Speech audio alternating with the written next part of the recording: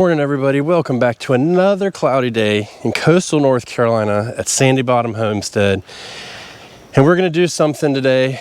We're going to make that shade covering for the seed shelf. And I'm going to take this piece of crap and we're going to turn it into something useful for once. Before we do that though, I just want to kind of give you an overview of the condition that thing is in. And I did a video about it. I'll link to it at the end so you can see. I hate these things, but hopefully we can give it some new life. So other than everything mentioned in that previous video that I did, which again will be linked at the end, this is the problem I have with this stuff. So we're just going to go ahead and take care of that. But, it's junk. But the shelves are what interest me the most. We've got 4 trays so far that need to be protected from the heat. And the goal for this year is to do the majority, if not all, of our seed starting for fall outside as much as possible.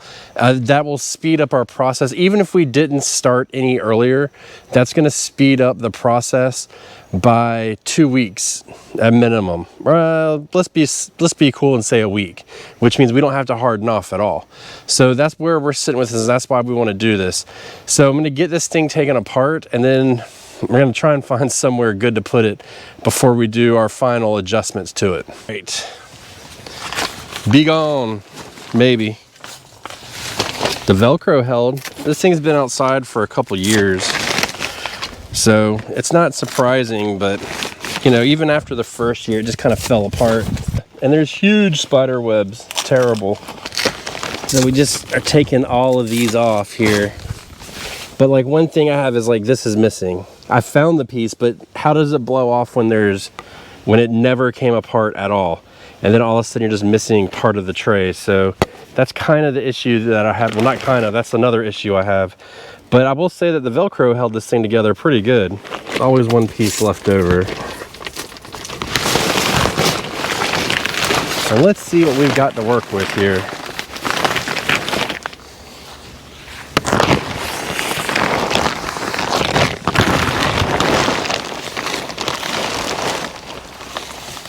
So it fell apart in more places than I'd like to admit. Another thing about doing this is we've got to think about keeping it stable through weather. So we're gonna have to do all of that to double check everything. And to be honest, in the condition this is in, I expect to maybe get a season or 2 out of this structure itself. So I want to use my natural shade as well as this. We're going to add shade to help this, and this is just to help these fall crops stay cooler and to be able to save water on them. So it kind of works out really well. And one issue I have, I'll show you in 1 second. This is a pro tip. And when I say pro tip, what that really means in my world is it's a tip that I learned the hard way. Let's set this up right here. It gets pretty good morning shade and afternoon sun. And the beauty of this is we can pick it up and move it as we need to. So we'd move it out. But the pro tip here is my watering source is right here. So we're gonna put it close to the hose. I've learned the hard way. If the hose isn't nearby, you ain't gonna use it. End of story. So I'm gonna cut it out and do it. You know what I'm saying? Let's get the shade cloth on it. What do you say? All right, so this is an 8x10, 60% shade cloth. So it lets in 60% of the light.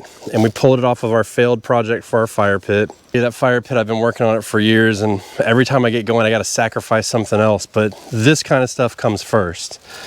So, let's see. I don't even know if this is going to fit well. I've done 0 measurements or anything. We're just going to eyeball it out and see what happens, and then we'll work on securing the entire structure together. So let me get this camera set down and we'll get to it. Okay, so the sun is blessing us right now with a little bit of an example. So we'll see. Well, I don't know.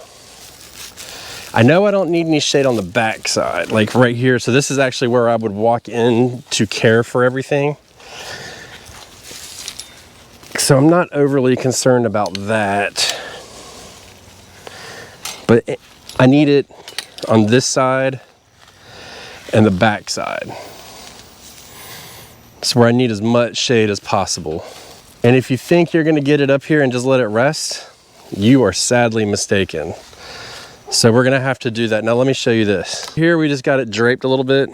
I actually think the back looks pretty good as far, you know, without cinching it down or anything. But you see this right here?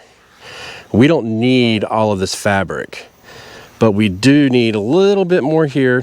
I'd like to bring it down just a little bit so we can adjust all of this fabric over. So let me get it all situated and then I'll come back and we'll secure it together. Before I show you everything else that I did to secure everything, I want to get this right here secured down as much as possible.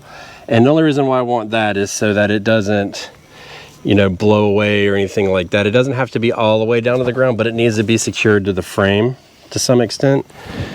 So I'm going to take, I got some string here, and I just go around, make a simple loop. And I try and keep all of my lines for stuff like this in this manner. And then I'll just feed it through this eye, feed it through that. And so that'll lock it in. And we're gonna run it under here like this. Hopefully the line's long enough. I'm using just kind of like what I had, well, what was already attached to this. And then we're gonna bring it back down. The goal is to get it back to this eyelet right here. So we'll see if that'll work. It doesn't look like it is, so we might have to figure something else out. Oh, just barely. And I'm just gonna put a couple half hitches in. And you don't wanna pull it too tight because this is kind of fragile, so it can break. You know, you can rip this cloth, so we don't want it super taut, but this way it's on there pretty good. And like here, I already had these on here, these carabiners. So we'll just try, I don't know. I don't really like, I could pull it down under there, but I may actually do the same thing with the line and try and feed it back through just to make this thing more tight. So we'll find a better place on here to use. I'll show you where I use them on the rest of it. Right here, we did it and we attached it. So the problem I have, this is pretty flimsy. So all I'll do is get a zip tie and I'll just come back and, you know, this is already in place, which this is probably crap, but I'll put one here and here on each shelf just to kind of reinforce it. Nothing super crazy. And then I just have this, like I said, I have it here and then right here. And I think what I like doing is getting the line just like I did in the back and running it underneath and then back up. And that should keep it harder or more in place. So I've got another carabiner. I'm gonna find a place to use it, but until that moment comes, it's not just about doing this. You know, we have to, storms, hurricanes, which I mean, a hurricane, this thing is gone no matter what I do. But we still need to find a way to anchor it to the ground. So I'm gonna go look for some stakes and we'll get this thing anchored in the ground right. So at least we won't have the wind knock it down completely. And you have to remember too, once you start putting trays of seeds on the shelves, that'll add a little bit of weight and keep it down. But that thing right now weighs like 30 pounds. That's nothing to blow over and it's top heavy. So we want to get some weight on the bottom of it. All right, and so I got these tent stakes left over. I could only find 3, so we'll get another one at a later date. And I'm just gonna start over in this section. And what I did is I took some line and I came up here and the same thing I did around that eyelet, I did up here. And so the idea is that this will pull it down and keep it taut. So we're gonna do one on each corner. So 1, 2, 3. Well, we're gonna stop at 3 clearly because I got 3 stakes, but then a 4th one. And then we'll get it down. So as of right now, oh, and I'm gonna use the back of the hatchet for a hammer. Let's see. So that's what it feels like right now. Really easy to move. You can see, let me get this thing staked down. And when I say stake down too, before I turn the camera, if you don't stake it down like this, you want it out like at an angle. So do that. And the reason why I'm putting 2 stakes back here to start off with is because just not gonna impede my area at all. I'm gonna have to get a little bit creative on this side, just so it doesn't impede the walkway or really the grass cutting or anything like that. I mean, to me, that's important because it's got to be done. You know, you got to cut grass. So I want to make it as easy as possible, but we'll see how it goes. So let me get this going. I'm gonna get it loaded up and I'll bring you back and we'll test how rigid it is. And then we'll talk about what we're gonna test after, because I'm gonna do some tests on this just to double check things and make sure that it's okay. All right, it's for now done. So I've got this, I got this side staked and the two other ones, still pretty shitty, huh? That's okay. So we still have to put the weight on it, so that will help. But I think what I might do as well is I might have some of those garden staples, which if you don't know what they are, they're just like staples are about that wide, really thin, but they're long. And you use them to stake stuff down. And I might just come along this little base right here and just put those down just as an extra measure. I don't think once we get this one anchored down, yeah, see, if I go like that, it doesn't go anywhere. But if I go like this, it will. So if I just try and put a foot right here, just lightly, and you can see how it doesn't want to tip. So that's good. Now, the one thing, the reason why I chose that side is because this is a natural windbreak along with all of this back here. So it shouldn't really be that much of an issue. But let's put some plant trays on it. What do you say?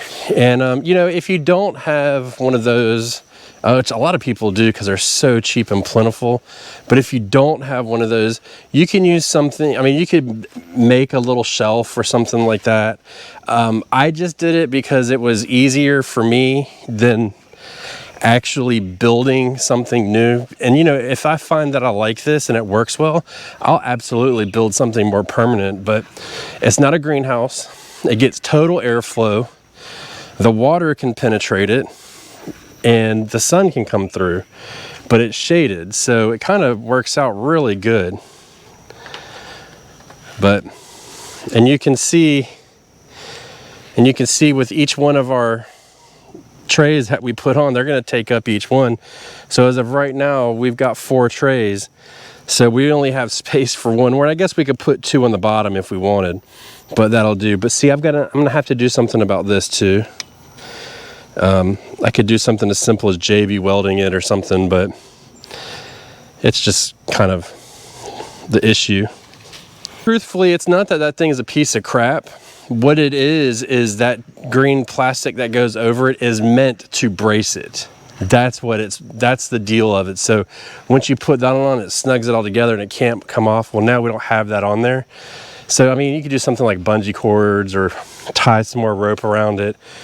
But I mean, in all actuality, like, how much is it really worth in material to patch something like that together?